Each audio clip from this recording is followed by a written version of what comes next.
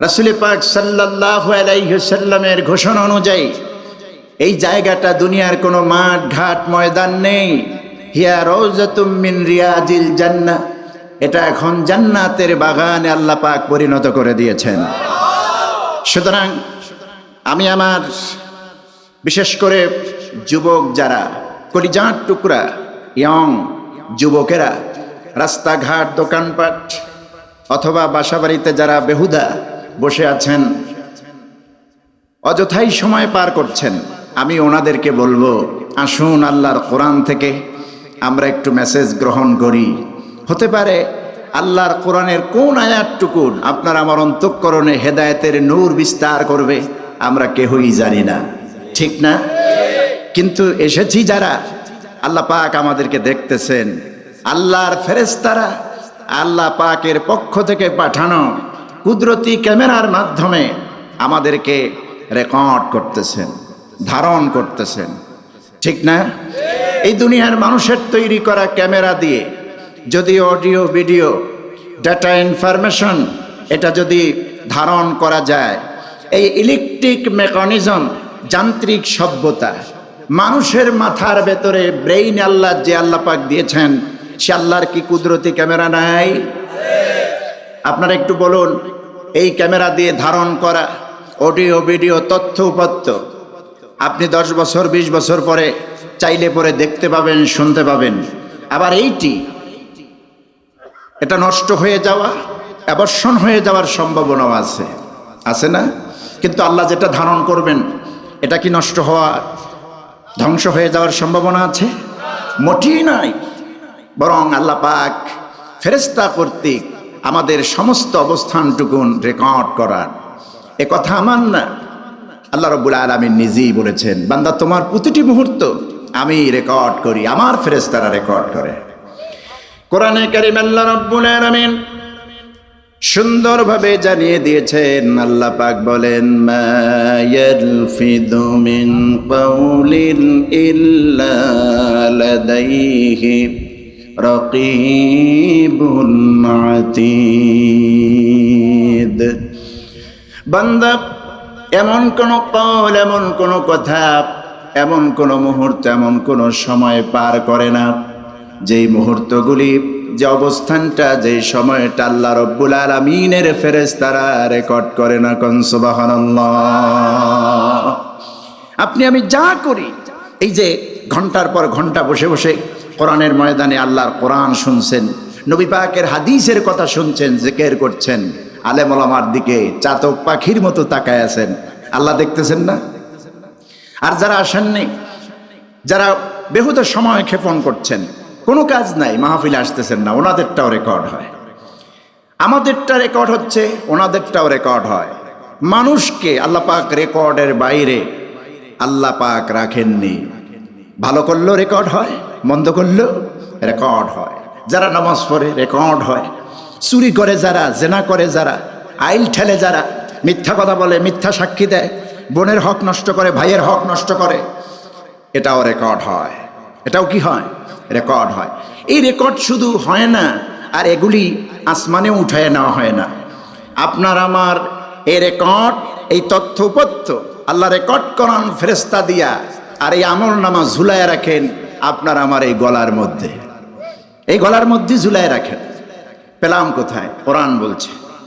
কোরআনে কারীম আল্লাহ রাব্বুল আলামিন বলেন, وَكُلَّ إِنسَانٍ أَلْزَمْنَاهُ طَائِرَهُ فِي عُنُقِهِ। আমি আল্লাহ পাক প্রতিটি ইনসানের, প্রতিটি মানুষের গলার মধ্যে এমন একটি তয়ের, এমন একটি আমলনামা, এমন একটি ডকুমেন্টারি লটকায় দিয়েছি, ঝুলায় দিয়েছি। বান্দা তুমি যা করতেছো, যা বলতেছো, যা দেখতেছো, যা চিন্তা ভাবনা করতেছো, সবটুকু ওর মধ্যে আমি আল্লাহ লিপিবদ্ধ করে রেখে দিয়েছি। চিন্তা করুন, রেকর্ড করান, আবার এই তথ্য আমার আপনার গলার মধ্যে ঝুলাইয়াও রাখেন, এবং এইটা বের করবেন কিয়ামতের দিন। অনুখরিজু লাহু ইয়াউমাল কিয়ামাহ, কিয়ামতের দিন আল্লাহ এটা বের করবেন। শুধুই কি বের করবেন? এই আমলনামা আল্লাহ পাক 2 সূরাতে দিবেন। কাইফিয়াত হলো 2টা। হাদিস শরীফের ভেতরে এসেছে এই আমলনামাকে কিয়ামতের ময়দানে অসংখ্য গণিত মানুষের ভেতরে আল্লাহ পাক যদি সামনের থেকে কোনো মুমিন বান্দাকে ডান হাতে দিয়ে দেন, নবীজি বলেছেন বুঝতে হবে আল্লাহ পাক ওই বান্দাকে জান্নাত দিয়ে দিবে। আর এই আমলনামা ভাগ্য যদি খারাপ হয়, নসিব যদি খারাপ হয়, তকদির যদি উল্টা পাল্টা হয়, এই আমলনামা পেছন থেকে যদি এসে ডান হাতে বাম হাতে দেওয়া হয়, বুঝতে হবে তকদির খারাপ, আল্লাহ জাহান্নাম দিয়ে দিবেন। কন্যা উজুবিল্লাহ। আল্লাহ দয়ার মালিক, আমরা তো তোমার গোলাম, গুণভর্তি আমলনামা আমাদের। রব্বুল আলামিন, ঠিক মতো তোমার হুকুমগুলি তো মানতে পারি না। কিয়ামতের দিন দয়া করে তুমি আমাদের আমলনামাটা বাম হাতে দিও না, আমাদের আমলনামাগুলি আমাদের ডান হাতে দিয়ে দিও। বলি আমিন, সবাই বলি আমিন। আমার বন্ধুগণ, আল্লাহ রেকর্ড করান, ধারণ করেন। এই আয়াতটুকুন উপরে যদি আমাদের দৃঢ় বিশ্বাস থাকতো, ইয়াকিন থাকতো, এই দেশে এই পৃথিবীতে আমাদের দ্বারা কোনো অন্যায় অপরাধ সংগঠিত হতে পারত না। ঠিক কিনা? দৃঢ় বিশ্বাস নেই, আল্লাহ দেখতেছে, আল্লাহ সব দেখতেছে, ফেরেশতা কর্তৃক রেকর্ড করাচ্ছে। এই আয়াতের উপরে দৃঢ় বিশ্বাস থাকলে পরে চুরি হতো না, জেনা হতো না, মানুষ হত্যা হতো না। আপনারা নিউজে দেখেছেন গতকাল রাতে নওগাঁতে এক ঘরে স্বামী, স্ত্রী এবং ছোট্ট ছোট্ট 2 মাসুম বাচ্চাকে, 4 জন ব্যক্তিকে, 4টা মানুষকে গলা কেটে হত্যা করেছে রাতের ভেতরে। এটা মানুষের মানুষ করে। আহারে, আল্লাহর ভয় নাই। পুলিশ তদন্ত করছে, কি জন্য, কারা মারলো, কিভাবে মারলো, কেন মারলো, তদন্ত কিয়ামত পর্যন্ত যদি হতেই থাকে কি লাভ হবে বলুন? এই দেশে কোন একটি হত্যার বিচার এরকম সুষ্ঠুভাবে জাতি দেখেছে আমরা এমনটা দেখিনি। ঠিক কিনা? কত নাটকীয়তা।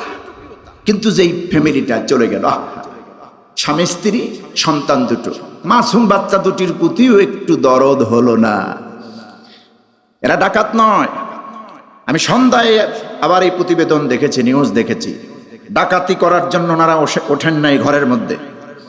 ঘরের মধ্যে যে সামান ছিল, মাল সামানা ছিল, কিছুই লুটপাট হয় নাই।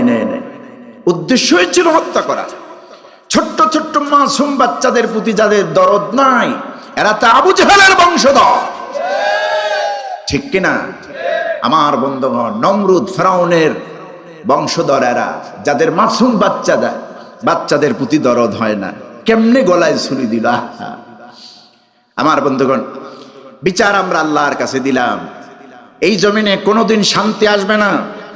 এই সরকার কেন, আগের সরকার, তার আগের সরকার, পরবর্তী সরকার, আল্লাহর কসম কোরআন সামনে নিয়ে বলছি, 56,000 বর্গ মাইলের এই সোনার বাংলাদেশে মানব রচিত আইন দিয়ে দীর্ঘ 54 বছর পার হয়েছে। এই দেশে সুশাসন প্রতিষ্ঠা হয় নাই। আর ইট ইজ কোয়াইট ইম্পসিবল, একেবারে অসম্ভব। এটা সম্ভব নয়। কেবলমাত্র আসমানি কিতাব আল্লাহর কোরআন দিয়েই এই দেশে শান্তি আর সুশাসন প্রতিষ্ঠা হতে পারে। ঠিক কিনা? এছাড়া বাইরে কল্পনাও করা যায় না। মানুষের তৈরি করা আইন দিয়া সমাজ সুন্দর করবেন, সেটা আবু জেহেলই পারত। ঠিক না? মক্কা থেকে নবীজি মদিনায় যাওয়া লাগতো না। মক্কায় কোরআন নাজিল হলো, কোরআনটা নিয়ে গেলেন কোথায়? মদিনায়। একটি সুন্দর ইসলামী সমাজ বিনির্মাণ করলেন রাসূল পাক সাল্লাল্লাহু আলাইহি ওয়াসাল্লাম। যেই জাতি ছিল নারীর ইজ্জত লুণ্ঠন করার জম, সেই জাতি কোরআনের ছোঁয়াপে হয়ে গেল নারী জাতির পাহারাদার। সুবহানাল্লাহ, কন্যা সুবহানাল্লাহ। এই জন্য কোরআনের আইন ছাড়া, ইসলামী শাসন ব্যবস্থা ছাড়া এই সমাজে কলুষ মুক্ত হবে না, অপরাধ দমন হবে না। ঠিক কিনা? আইনের পরে আইন তৈরি করতে পারবেন, সম্ভব নয়। ইনশাল্লাহ আমরা এদেশে ইসলামী হুকুমত কায়েম হতে দেখতে চাই। চান না আপনারা? কারা কারা চান একটু হাত উঁচু করেন, দেখান। আল্লাহ কবুল করুন, আমরা বলি আমিন। ওয়েট অ্যান্ড সি, আমরা ওয়েট করবো এবং দেখব, ঠিক না? হবে ইনশাআল্লাহ, বলি ইনশাআল্লাহ হবে, এদেশ ইসলাম কায়েম হবে ইনশাআল্লাহ। সম্মানিত ভাইরা, আমি আপনাদের খেদমতে কোরআনে কারীমের সূরাতুন নিসা থেকে একটি মাত্র আয়াতে কারিমা তেলাওয়াত করেছি। আল্লাহ যদি চান এই একটি আয়াতের আলোকে আমরা কিছু কথা আপনাদের সামনে পেশ করব, বলি ইনশাআল্লাহ। তাফসীরের কাইফিয়াত হচ্ছে আগে তেলাওয়াত, তারপরে তরজমা, তারপরে ব্যাখ্যা। তো পদ্ধতি অনুযায়ী আসুন, তেলাওয়াত একবার হয়েছে, আরও একবার পড়ি। বিতাড়িত মরদুদ ইবলিসের ওয়াসওয়াসা থেকে পানা আছে, পরম করুণাময় আল্লাহর নামে আমরা শুরু করছি। আপনারা আমার সঙ্গে পড়ুন। আউযু বিল্লাহি মিনাশ শাইতানির রাজীম। বিসমিল্লাহির রাহমানির রাহিম। ওয়া'বুদুল্লাহা ওয়া লা তুশরিকু বিহি শাইআন ওয়া বিল ওয়ালিদাইনি ইহসানা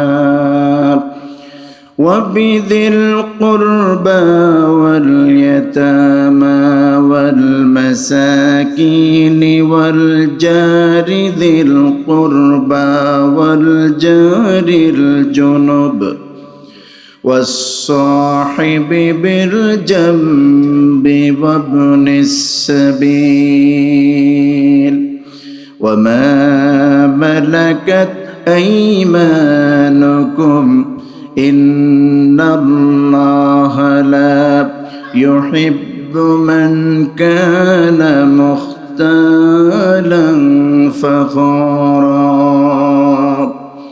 صدق الله العظيم।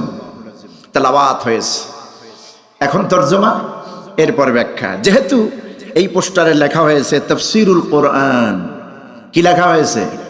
তাফসীরুল কোরআন মাহফিল। তো আমি এর কিছুটা দায় হক যেন আদায় হয়, এজন্য চেষ্টা করছি সেই পদ্ধতিতে চলার, এবং একখানা আয়াতে কারিমা তেলাওয়াত করেছি সূরাতুন নিসা। নাম কি? আমার মা বোনরা, পর্দার আড়ালে যারা আলোচনা শুনছেন, আপনাদের নামে মহাগ্রন্থ, মহাবিশ্বের মহাবিশ্বয় আল্লাহর কালাম, পৃথিবীর শ্রেষ্ঠ কিতাব কোরআনের অবতীর্ণ হওয়া এই সূরাতুন নিসা থেকে 36 নম্বর আয়াতে কারিমা আমি তেলাওয়াত করছি। তেলাওয়াত হয়েছে, এবার আসুন তরজমা। আল্লাহ পাক বলছেন ওয়া'বুদুল্লাহ, হে মুমিন বান্দা বান্দিরা, তোমরা আল্লাহর ইবাদত করো, দাসত্ব করো, গোলামি করো, ইবাদত করো, বন্দিগি করো। আর কি? আল্লাহ পাক বলছেন তোমরা আল্লাহর ইবাদত করো, দাসত্ব করো, গোলামি করো।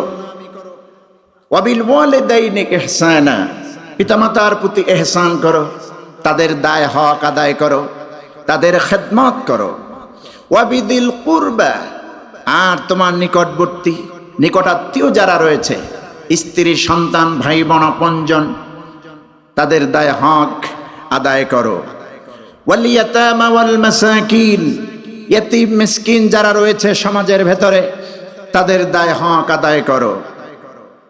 ওয়াল জারিজিল কুরবা ওয়াল জারিল জুনুব, আত্মীয় প্রতিবেশী, অনাত্মীয় প্রতিবেশী যারা রয়েছে, তাদের দায় হক আদায় করো।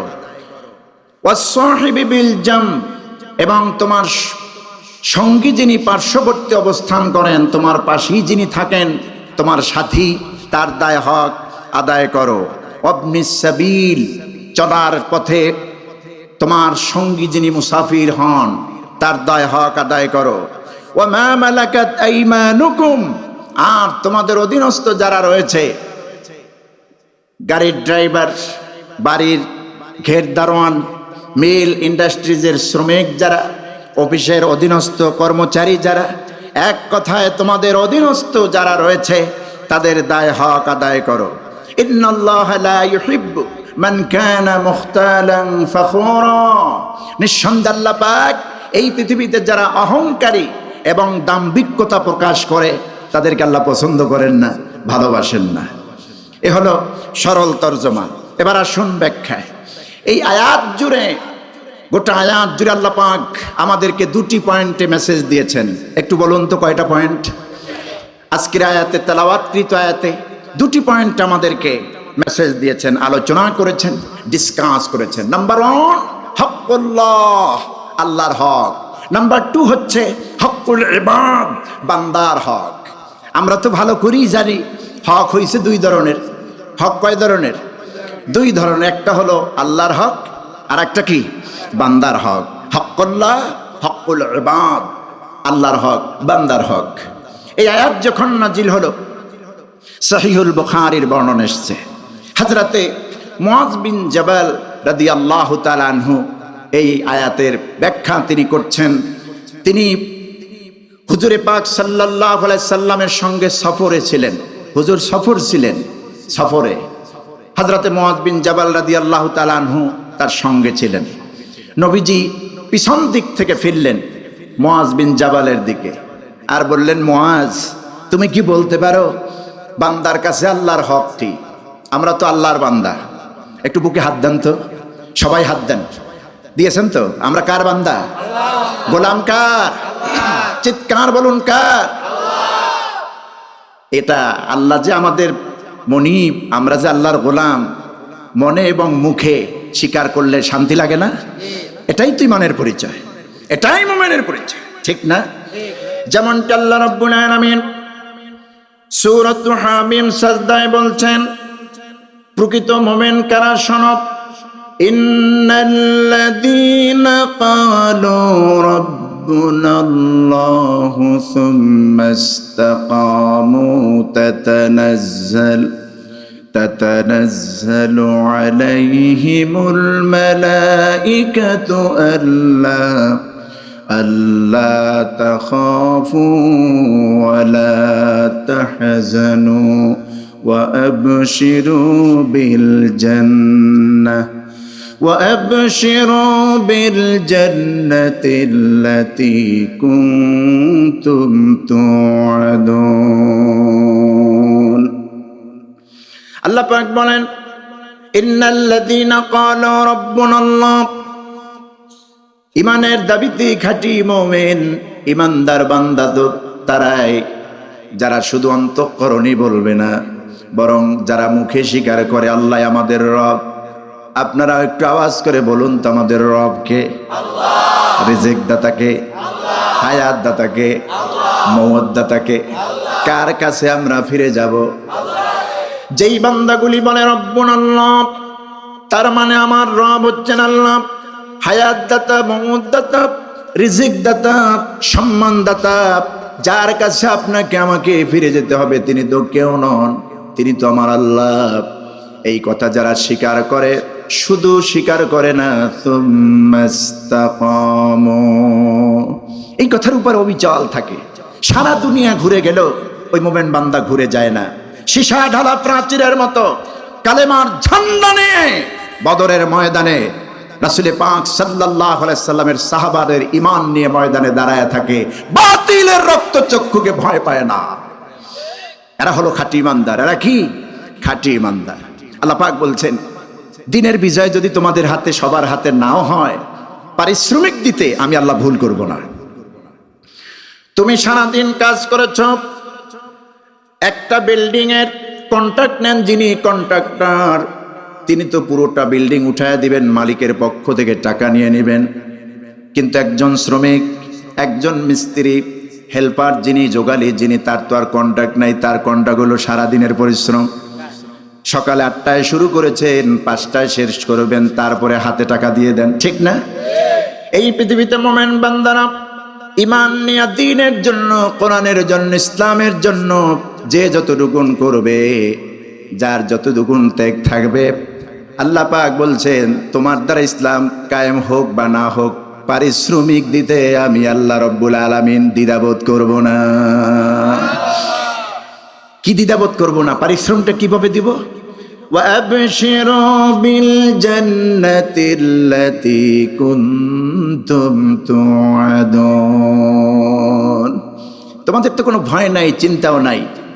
দিন কায়েম তোমাদের মাধ্যমে না হলেও চেষ্টা যে করেছো আল্লাহর পথে থাকা, ঈমান নিয়ে অটুট থাকা, এই জন্য তোমরা সুসংবাদ গ্রহণ করো ওই জান্নাতের, যেই জান্নাতের ওয়াদা আমি আল্লাহ তোমাদেরকে দিয়েছি। জান্নাত দিয়ে দেব। কি দিয়ে দিবেন? জান্নাত আল্লাহ রাব্বুল আলামিন মুমিনদেরকে দিবেন। সূরাতুল বুরুজের 11 নম্বর আয়াত আল্লাহ রাব্বুল আলামিন স্পষ্টই জানাই দিলেন কাদেরকে জান্নাত দেব। শোনো বান্দারা, ইন্নাল্লাযীনা আমানু ওয়া আমিলুস সালিহাতি লাহুম জান্নাতুন তাজরি মিন তাহতিহাল আনহার যালিকাল ফাওজুল কাবীর। নিঃসন্দেহে যারা ঈমান আনয়ন করে, ইন্নাল্লাযীনা আমানু ওয়া আমিলুস সালিহাত, যারা ঈমান আনে এবং আমলে সালেহ করে, নামাজ, রোজা, হজ, যাকাত, দান, সদকা, আল্লাহর পথে জিহাদ, সাদাকা, এগুলি যারা করে, আল্লাহ পাক ঘোষণা দিচ্ছেন তাদের জন্য প্রাপ্তি কি? আল্লাহ পাক বলছেন লাহুম জান্নাতুন তাজরি মিন তাহতিহাল আনহার যালিকাল ফাওজুল কাবীর। আমি আল্লাহ রাব্বুল আলামিন তাদের জন্য এমন জান্নাত রেখেছি যেই জান্নাতের তলদেশ থেকে নহরমালা আমি আল্লাহ পাক প্রবাহমান রেখেছি। আল্লাহ পাক বলছেন যালিকাল ফাওজুল কাবীর, এটা যে কত বড় প্রাপ্তি, কিয়ামতের দিন যখন বান্দাকে জান্নাত দেব তখনই বুঝতে পারবে। এরকম 10টা দুনিয়ার সমান হবে একটা ছোট্ট জান্নাত। সুবহানাল্লাহ, কি নিয়ামত সেখানে রেখেছেন। যাই হোক আমার বন্ধুগণ, তো আল্লাহ পাকের হাবিব পিছনের দিকে মুআজ বিন জাবালকে লক্ষ্য করে বললেন তাকাইয়া, মুআজ তুমি কি বলতে পারো আমরা যে বান্দা, আমরা যে আল্লাহর গোলাম, আমাদের কাছে আল্লাহর হক আছে কি? হক তো আছে, আছে না? সৃষ্টি করলেন, হায়াত দিলেন, বাঁচিয়ে রাখতেছেন, খাবার দিচ্ছেন, কোনো কিছুর কোনো ট্রাবল করতেছেন না, করতেছেন না। যখন যা প্রয়োজন, মায়ের গর্ভ থেকে এখন পর্যন্ত ইলা ইয়াউমিল কিয়ামাহ, কিয়ামত পর্যন্ত যত মানুষ এই ধারায় আসবে সকলের প্রয়োজন না চাইতে যিনি মিটান তিনি কে? ওই আল্লাহ পাকের হাবিব বলছেন মুআজ রে তুমি আমারে শোনাও, এই পৃথিবীতে বান্দার কাছে আল্লাহর হক কি? আল্লাহর তো হক রয়েছে, সেই হকটা আমাদের কাছে কি, বান্দার কাছে কি? হযরতে মুআজ বিন জাবাল অকপটে জবাব দিয়ে দিলেন, সাদামাটা জবাব। হযরতে মুআজ বিন জাবাল বললেন আল্লাহ এবং রাসূলই তো এই ব্যাপারে ভালো জানেন। সুবহানাল্লাহ, কি সাদামাটা জবাব, ঘুরানো পিছানো নাই। নিজেকে খুব পণ্ডিত মনে করলেন না। শুধু মুআজ বিন জাবাল নয়, এইরকম জবাব দিতেন। হাদিসের সব কিতাবগুলিতে এভাবেই বর্ণনা আছে।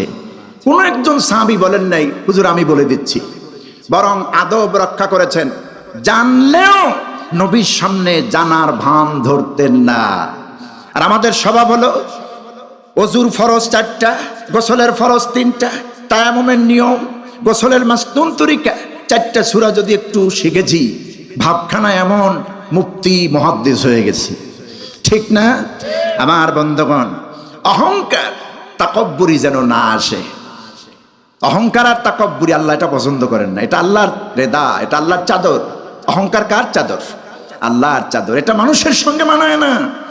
আমরা অনেক সময় এগুলি করি, বেয়াদবি করি হুজুরের সাথে, আলেমের সাথে।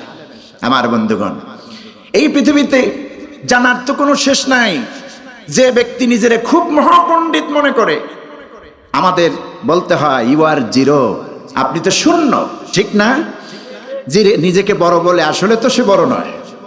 সাহাবায়ে কেরামের আদব ছিল রাসূলুল্লাহর সামনে কোনোদিন নিজে জানার পরিচয় দিতেন না যে আমি হুজুর এইটা জানি, আমি বলে দিচ্ছি। এটাই ছিল হুজুরের সাহাবীদের স্বভাব। কোন সুবহানাল্লাহ। হযরতে মুআজ বিন জাবাল বললেন হুজুর এই ব্যাপারে আল্লাহ এবং রাসূলই তো ভালো জানেন। নবীজি জবাব দিলেন মুআজ রে শোনো, এইমাত্র আল্লাহ রাব্বুল আলামিন কোরআনে কারীমে সূরাতুন নিসার ভিতরে আয়াতে কারিমা নাজিল করে দিয়ে আমাকে জানায় দিলেন পৃথিবীর মানুষের কাছে, মুমিন বান্দা বান্দির কাছে, অর্থাৎ আমাদের কাছে আল্লাহ রাব্বুল আলামিনের হক হলো, পাওনা হলো, অধিকার হলো 2টা। কয়টা? আল্লাহ যে আমাদের রব, স্রষ্টা, যে উদ্দেশ্য আমাদেরকে সৃষ্টি করেছেন এই পৃথিবীতে, আল্লাহ আমাদের কাছে আল্লাহর হক চাওয়া পাওয়া হইল 2টা। কয়টা? কি কি চাওয়া পাওয়া? আল্লাহ রাব্বুল আলামিন বলেন, দুইটি চাওয়া পাওয়া তোমাদের কাছে। প্রথম নম্বর চাওয়া হলো ওয়াবুদুল্লাহ, তোমরা আল্লাহর ইবাদত করো, আল্লাহর গোলামি করো, আল্লাহর দাসত্ব করো, বন্দেগী করো। ওয়ালা তুশরিকু বিহি শাইআ। আর দুই নম্বর চাওয়া হচ্ছে যে আল্লাহর ইবাদত করবা, কোন ক্রমে ওই আল্লাহর সঙ্গে পৃথিবীর কোনো কিছুতে যেন শরীক না করা হয়। কথা বুঝতেছেন? একদিকে আল্লাহর ইবাদত, আর একদিকে খবরদার বর্ডার বাউন্ডারি ক্রস করে তোমাদের শিরকিয়াতের দিকে যেন শয়তান ধাবিত না করে। কথা বুঝতেছেন? একদিকে আল্লাহ পাক বর্ডার দিয়েছেন, শিরকের বর্ডার, খবরদার এটা ক্রস করলি কিন্তু শিরক। আর শিরক যারা করবে আমল নামা ভর্তি নেক আমল দিয়া, কিন্তু মাঝে মধ্যে একটু শিরক করছে, আল্লাহরে বাদ দিয়ে কোনো মাজারে গিয়ে সেজদা করছে। আছেন এরকম ভণ্ড দরবার, ভণ্ড মাজার আছে না? এই মাকে ভাইয়ের বাসায় এক একজনের বাসায় যেহেতু 2 মাস করে ভাগে পড়ছে, কোনো সন্তান এসে 1 মাস 25 দিন যখন হয়ে গেল, বুড়ি মায়ের খাটের পাশে বসে বলে, মা 1 মাস 25 দিন কিন্তু হয়ে গেছে, আর মাত্র 5 দিন কিন্তু আমার ঘরে, তারপরে ওই ঘরে। এরকম বলে না? আহা, কিভাবে বললেন আপনি? আপনি সন্তান আপনার মায়ের, আপনি কি জানেন কতটা কষ্ট ভোগ করেছেন আপনার মা পেটে ধারণ করা অবস্থায়? যখন আপনি মায়ের খাটে বসে বললেন, মা আর মাত্র 5 দিন বাকি আছে, তার মানে 1 মাস 25 দিন খাওয়ানো হয়েছে, এরপর কিন্তু ওই ঘরে, এতটুকুন কথা বলেছেন না যেন মায়ের কলিজার মধ্যে কুড়াল মেরেছেন। মায়ের কলিজাটা ভেঙে খান খান হয়ে চিৎকার মেরে অথবা চোখের পানি দিয়া বলতেছে, বাবা আজকে তুই বলে দিচ্ছিস তোর ঘরে খাবার শেষ, 5 দিন আগে অ্যালার্ট করে দিলি, আমাকে সতর্ক করলি, 5 দিন পরে আর তুই আমারে গছতেছ না, তুই আমার আর নিতে পারতেছ না। তুই তো আমার এমন সন্তান, তোকে নিয়ে তো আমি কোনোদিন ভাগ করি নাই, পেটে ধারণ করেছি ভাগ করি নাই, দুধ পান করাইছি ভাগ করি নাই, খাবার দিয়েছি কোনোদিন ভাগ করি নাই। বাড়িতে মেহমান এসেছে, খাবার আয়োজন হয়েছে, ভালো রান্না বান্না হয়েছে, ভালো অংশটুকু গোশত মাংসের অংশটুকু যতটুকুন হয়েছে, মাছ রান্না হয়েছে, দুপুরের টাইমে যার যার ভাগেরটা সবাই খেয়ে ফেলেছে, আমি আমার ভাগেরটা খাই নাই, তোর জন্য রেখে দিয়েছি। তুই যখন সন্ধ্যায় খেলাধুলা করে বাড়িতে ফিরতি, পড়াশোনা একটু করেই তারপর যখন খাবারের জন্য বলতে, আমি তোরে প্লেট ভর্তি খাবার দিতাম, ওই গোশতের টুকরাটা, মাছের অংশটা তোর প্লেটে দিয়ে দিতাম। তুই প্রশ্ন করতি, মা দুপুরে তো খেয়ে ফেললাম, যার যার ভাগেরটা তো খেয়ে ফেলেছি, এখন এইটা পাইলা কই? আমি মা বলেছিলাম, আব্বুরে সবার ভাগেরটা সবাই খেয়েছে, আমি খাই নাই, তোর জন্য আমারটা রেখে দিয়েছি, তুই খা, তুই একটু খা, আমি একটু দেখি, তুই খাইলি তো আমার কলিজা ঠান্ডা হয়। বাবা যারা আছেন তারা বুঝবেন, ঠিক না? বাবা যারা আছেন, আমার বন্ধুগণ, আমার তো একটা মেয়ে, সারাদিন আমার এই 6 বছর বয়স চলে, হাত পা আমার শরীরে দিয়েই ঘুমায়। এখন তো একটু বয়স হয়েছে, বুঝতেছে, মাহফিলে মোটে আসতেই দিতে চায় না, কলিজা ভরে মহব্বত করি। সন্তান কি, রসগোল্লার মজা কদ্দুর, এইটা 5 ঘন্টা বর্ণনা করলে বোঝানো যাবে না, 5 সেকেন্ডে একটা রসগোল্লা খাইলে পরে যেটা অনুধাবন করা যায়। সন্তান যে মায়ের কাছে বাবার কাছে কি, যাদের সন্তান নাই তারা বুঝবে না, ঠিক কিনা? কেমনে অবহেলা করে। আহা, আজকে তুমি অ্যালার্ট করছো মা আর 5 দিন বাকি আছে। আহা, আমি আমার নিজের কানে শুনেছি, ঢাকা পল্লবীতে আপনাদের দোয়ায় যে মসজিদে আমি খেদমত করি, এরকম অন্তত 20টা মাহফিলের শ্রোতা মুসল্লি আমার মসজিদে জুমার দিন নামাজ পড়তে আসে। আলহামদুলিল্লাহ। তো অনেক রিপোর্ট আমাদের কাছে আসে, পজিটিভ আসে, নেগেটিভ আসে। অনেক রিক্সাওয়ালা ভাইয়ের থেকে শুনেছি, হুজুর রিক্সা চালাই কিন্তু মা বাপকে আমার ঘর থেকে নামাইয়া দেই নাই, আমি ভাগ করি নাই। কের ভাগ? এই জিনিসের আবার ভাগ হয় নাকি? এই নিয়ামতের ভাগ হয় নাকি? কের ভাগ? যেই জান্নাত আল্লাহ ঘরে দিয়েছেন, রাসূলুল্লাহ বলেছেন, হুমা জান্নাতুকা নারক, মা বাপ তোমার বেহেশত, মা বাপ তোমার দুজন খেদমত করবি, আল্লাহর জান্নাতে যাবি। মা বাপ যদি অসন্তুষ্ট হয়ে যায়, নাফরমানি করবি, আল্লাহর জাহান্নামে যাবি। নাউজুবিল্লাহ। আমার বন্ধুগণ, আল্লাহ পাক বলছেন কেন তোর মায়ের খেদমত বাবার খেদমত করবে। আল্লাহ কোরআনের তথ্যগুলি তুলে ধরলেন। তোর মা কি তোরে নিয়ে কষ্ট করে নাই? সূরাতুল লুকমানে আল্লাহ বলছেন তোর মা কি, তোর মায়ের দিকে তাকা, কি কষ্টটা না তোর মা তোকে নিয়ে করেছে। আল্লাহ পাক বলছেন তোর মায়ের কথা একটু বলি। হামালাতুহু উম্মুহু ওয়াহানান আলা ওয়াহানিন ওয়া ফিসালুহু ফি আমাইন। তোর মা কষ্টের পরে কষ্ট, ক্লান্তির পরে ক্লান্তি সহ্য করে তোকে গর্ভধারণ করেছে। একটা দুইটা মাস নয়, 10টা মাস তোকে পেটে ধারণ করেছে। ফি কারারিম মাকিন, একটি সেনসিটিভ জায়গায়, সুরক্ষিত জায়গায় তোর মায়ের রেহেমের মধ্যে আমি রেখে দিয়েছি। তোর মায়ের মধ্যে, তোর মধ্যে একটা পর্দা ছিল, একটা পর্দা ছিল মাঝখানে, আর কিচ্ছু না। তুই যখন ঘুমাইছিলি তোর মায়ের পেটে, শীতের রাত, পৌষ মাঘের মাসের রাত, একই খাটের ভিতরে তোর মা ঘুমিয়েছে, তোর বাবাও ঘুমায়েছে একই কম্বলের নিচে। রাত্র 2টা, 2:30, 3টা বেজে গেছে। তুই তোর মায়ের পেটে সামান্য একটু নড়াচড়া করেছিস, মাথা দিয়ে নড়াচড়া করেছিস, পা দিয়ে, হাঁটু দিয়া সামান্য নড়াচড়া করেছিস রে বান্দা। কিন্তু এই নড়াচড়াটুকুন তোর মায়ের কলিজা ভেদ হয়ে গিয়েছে। তোর মায়ের ঘুমটা ভেঙেছে, আর ঘুমাতে পারে নাই। রাত্র 2টা, 2:30 ঘুমটা ভেঙে গেল, কম্বলটা সরায় দিল, ব্যালকনি অথবা বারান্দায় দাঁড়ায় দাঁড়ায় চোখের পানি ছেড়ে দিয়া কাঁদতেছে। এক মুহূর্তের জন্য তোর জন্য বদদুয়া করেন নাই। এই তোর মা। আল্লাহ পাক বলছেন কষ্টটা করে তোকে গর্ভধারণ করেছেন, ডেলিভারি করেছেন, জিহাদের ময়দানের মতো রক্তাক্ত হয়ে গেছে তোর মা। ওয়াফিসালুহু ফি আমাইন, পূর্ণ 2 বছর তোর মা তোরে দুধ পান করাইলো। 2.5 বছর, 2টা বছর। কেমনে মায়ের ভুলে যা, কেমনে মায়ের ভুলে যা। আমার বন্ধুগণ, যার যার অবস্থান তার দিকেই থাকবে। আলেমের সম্মান আলেম, হক্কানি পীর বুজুর্গদের সম্মান তাদের কাছে, মা বাবার মর্যাদা, তাদের দায়িত্ব তাদের উপরে, ঠিক কিনা? এটা ভুলে গেলে চলবে না, এটা ভুলে গেলে চলবে না। মা বাপ তো এমন নিয়ামত, দেখবেন এরা বেশি কিছু চান না। স্ত্রী সন্তানের চাহিদা আপনি মিটাইয়া শেষ করতে পারবেন না, কিন্তু এই 2টা লোক খুব বেশি চান না। আমি আমার নিজের জীবনের অভিজ্ঞতা থেকে বলছি। গরিব ফ্যামিলিতে বড় হয়েছি তো, পটুয়াখালী, মির্জাগঞ্জে, এই যে ঝালকাঠি আপনাদের মাদ্রাসা নেসারাবাদে পড়াশোনা করেছি। আমি যখন ঢাকা থেকে দাখিল পাশ করে এখানে আলেমে ভর্তি হলাম, সারসিনার ছোট হুজুর মাওলানা শাহ আরিফ বিল্লাহ সিদ্দিকী, উনি একটা চিঠি লিখলেন, বর্তমান নেসারাবাদের পীর সাহেব হুজুর, উনি আমাকে স্নেহ করেন, নেসারাবাদী হুজুর। ওনার কাছে চিঠি দিলেন। যখন চিঠিটা পেলেন বললেন এত বড় একটা চিঠি তুমি নিয়ে এসছো, তোমার নাম কি? তো আমি বললাম আমার নাম এই, দক্ষিণবঙ্গে বাড়ি, একজন বুজুর্গ ব্যক্তির নাতি আমি। আমার নানাকে উনি চিনলেন, ভর্তি হলাম। তো দেখলাম এখানে পড়াশোনা করলে লিল্লা বোর্ডিংয়ে খেতে গেলেই তো 500-700 টাকা খরচ হয়। আরও 20-22 বছর আগের কথা বলছি।